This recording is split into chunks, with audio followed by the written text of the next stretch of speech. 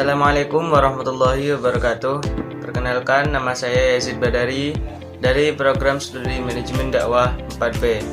Baik, kali ini saya akan melakukan presentasi mengenai mata kuliah metodologi penelitian kualitatif, yang mana dalam pertemuan kali ini saya akan membahas mengenai masalah, topik, dan fokus penelitian kualitatif dan kesulitan di sekitarnya. Di dalam materi ini akan dibagi menjadi 7 pembahasan. Yang pertama ialah substansi masalah kualitatif, tingkat unit masalah kualitatif, pertimbangan memilih masalah objektif dan subjektif, sumber topik dan masalah penelitian, problem menulis dan semangat jelajah ilmiah, studi kasus, dan strategi sampling. Baik, berikut disajikan tabel mengenai perbedaan wilayah kualitatif dan kuantitatif. Penelitian kualitatif memiliki wilayah yang sempit, sedangkan penelitian kuantitatif memiliki wilayah yang luas. Penelitian kualitatif memiliki variabel sederhana namun rumit, sedangkan penelitian kuantitatif memiliki variabel yang kompleks. Penelitian kualitatif berada di kedalaman, sedangkan penelitian kuantitatif berada di permukaan. Penelitian kualitatif mempersoalkan makna, sedangkan penelitian kuantitatif mempersoalkan frekuensi. Penelitian kualitatif pengukurannya itu rumit, sedangkan penelitian kuantitatif pengukurannya itu jelas. Penelitian kualitatif memiliki alat ukur penelitian itu sendiri, sedangkan penelitian kuantitatif memiliki alat ukur berupa statistik. Penelitian kualitatif, perekaman datanya bisa dari peneliti atau tanpa alat, sedangkan penelitian kuantitatif, perekaman data bisa peneliti atau orang lain dengan menggunakan alat. Baik, selanjutnya ialah tingkat unit masalah kualitatif. Unit analisis adalah satuan yang diteliti yang bisa berupa individu, kelompok, benda, atau suatu latar peristiwa sosial, seperti misalnya aktivitas individu atau kelompok sebagai subjek penelitian. Richter mengatakan ada 2 kontinum realitas sosial, yaitu kontinum makroskopik mikroskopik dan kontinum objektif subjektif. Dua realitas sosial inilah yang menjadi unit-unit analisis dalam penelitian kualitatif. Kontinum mikroskopik mikroskopik mengacu pada rentang atau skala data yang diperoleh dari penelitian, yang dapat mencakup data yang bersifat mikroskopik atau data yang bersifat mikroskopik. Data makroskopik adalah data yang diperoleh dari skala yang lebih besar, seperti data diri, interaksi sosial, atau budaya. Sedangkan data mikroskopik adalah data yang diperoleh dari skala yang lebih kecil, seperti perilaku individu atau pengalaman pribadi. Kemudian, kontinum objektif dan subjektif di sisi lain mengacu pada spektrum atau kontinum antara sudut pandang objektif dan subjektif dalam penelitian kualitatif. Pendekatan objektif cenderung memandang data sebagai sesuatu yang dapat diamati secara independen dan memiliki sifat yang tetap. Sedangkan pendekatan subjektif cenderung memandang data sebagai sesuatu yang terbentuk oleh pengalaman dan perspektif individu. Selanjutnya ialah pertimbangan memilih masalah objektif subjektif. Pertimbangan pertama ialah pertimbangan objektif. Dimaksud dengan pertimbangan objektif adalah pertimbangan berdasarkan kondisi masalah itu sendiri, layak atau tidak layak suatu masalah diteliti, yang didasarkan pada kualitas masalah dan dapatnya masalah dikonseptualisasikan. Yang kedua ialah pertimbangan subjektif.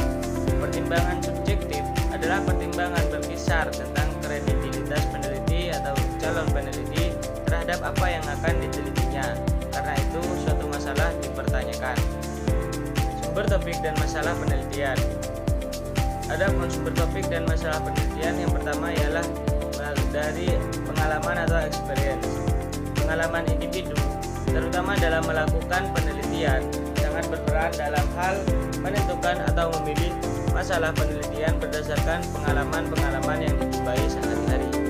Seseorang dengan segudang pengalaman meneliti tidak merasa kesulitan dalam menentukan masalah itu. terbiasa, maka orang tersebut tidak akan merasa kesulitan dalam menentukan masalah.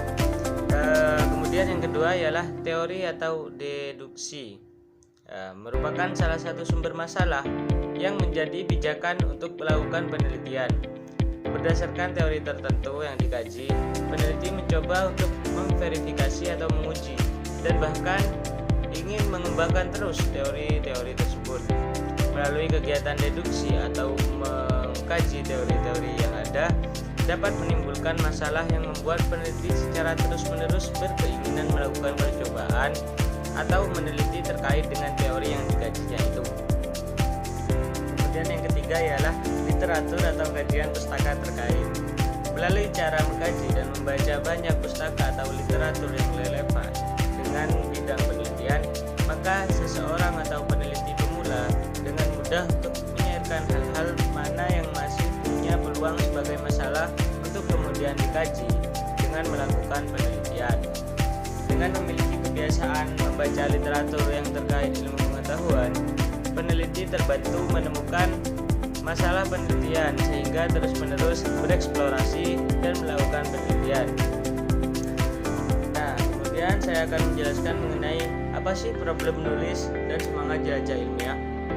Baik, umumnya yang menjadi problem menulis dan semangat jelajah ilmiah itu yang pertama ialah dominasi budaya dengar.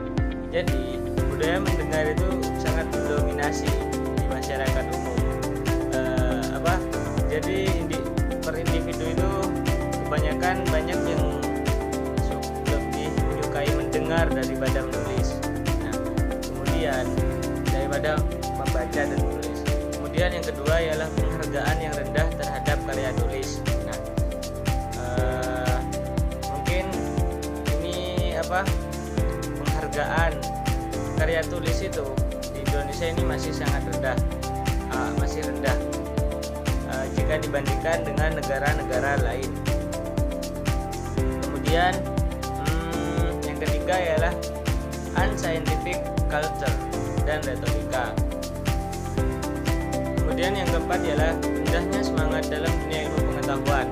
Berbagai alasan dilontarkan sebagai dasar mengapa semangat jelajah masyarakat kita itu rendah. Yaitu yang pertama ialah karena kualitas karya tulis kita masih rendah. Yang kedua, mutu tulisan dan hasil penelitian kita masih kurang berkualitas. Yang ketiga, sulitnya mengakses dan memperoleh karya ilmiah berkualitas. Dan yang keempat, bahkan kesulitan berkomunikasi dengan penulis-penulis karya ilmiah. Nah, yang menjadi problem menulis dan semangat jelajah ilmiah yang kelima ialah pada level pendidikan formal menulis bukanlah sesuatu yang penting. Nah, itu dia teman-teman yang menjadi problem menulis dan semangat jelajah ilmiah menurut Profesor Burhan Bumi dalam bukunya Penelitian Kualitatif. Baik, kemudian selanjutnya ialah pembahasan mengenai studi kasus. Penelitian studi kasus adalah studi yang mengeksplorasi suatu masalah dengan batasan terperinci, memiliki pengambilan data yang mendalam, dan menyertakan berbagai sumber informasi. Penelitian ini merupakan suatu model penelitian kualitatif yang terperinci tentang individu atau suatu unit sosial tertentu selama kurun waktu tertentu. Riset studi kasus bertujuan untuk meningkatkan pengetahuan dan pemahaman mengenai berbagai peristiwa komunikasi kontemporer yang nyata ada dalam konteksnya. Selanjutnya ialah mengenai karakteristik studi kasus. Yang pertama, karakteristik studi kasus ialah eksplorasi mendalam dan menyempit. Yang kedua, berfokus pada satu peristiwa yang nyata dalam konteks kehidupan yang sesungguhnya. Yang ketiga, dibatasi oleh ruang dan waktu. Yang keempat, bisa hanya merupakan kilasan atau penelitian longitudinal tentang satu peristiwa yang sudah maupun yang sedang terjadi dari berbagai informasi dan sudut pandang. Yang kelima, disajikan secara mendetail dan naratif deskriptif. Yang keenam, pandangan menyeluruh, meneliti hubungan dan keterkaitan. Yang ketujuh, fokus pada penelitian yang diterima apa adanya maupun realitas yang penting dan tidak biasa. Yang kedelapan, bermanfaat untuk membangun atau mengkonstruksi sekaligus menguji teori. Oke teman-teman, mungkin itu saja yang dapat saya sampaikan. Kurang lebihnya mohon maaf. Ini mungkin belum selesai. Kalau ada waktu kita lanjut part 2. Oke teman-teman, terima kasih. Assalamualaikum warahmatullahi wabarakatuh.